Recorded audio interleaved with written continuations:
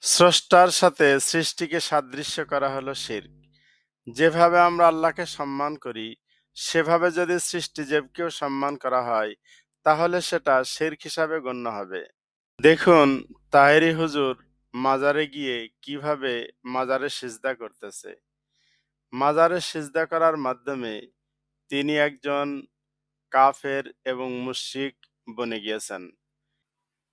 যেমন আমরা সিজদা করার মাধ্যমে আল্লাহ তাআলাকে সম্মান করে থাকি, অনুরূপভাবে যদি সিজদা করার মাধ্যমে আমরা কোনো মানুষকে সম্মান করতে চাই, সেটাও শিরক হিসাবে বিবেচিত হবে।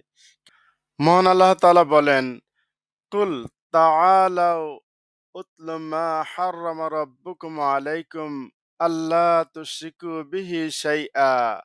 বলো, এসো, তোমাদের প্রতিপালক তোমাদের জন্য যা নিষেধ করেছেন তা তোমাদেরকে পড়ে শোনাই। তা এই যে, তোমরা তাঁর কোনো শরিক করবে না। মহান আল্লাহ তাআলা আরো বলেন, ইন্নাহু মাইয়ুশরিক বিল্লাহি ফাকাদ হাররামাল্লাহু আলাইহিল জান্নাহ ওয়া মাওয়াহুন নার ওয়া মা লিয-যালিমিনা মিন আনসার। কেউ আল্লাহর শরিক করলে আল্লাহ তার জন্য জান্নাত নিষিদ্ধ করবেন এবং তার আবাসস্থল হবে জাহান্নাম। জালিমদের জন্য কোনো সাহায্যকারী নেই। সূরা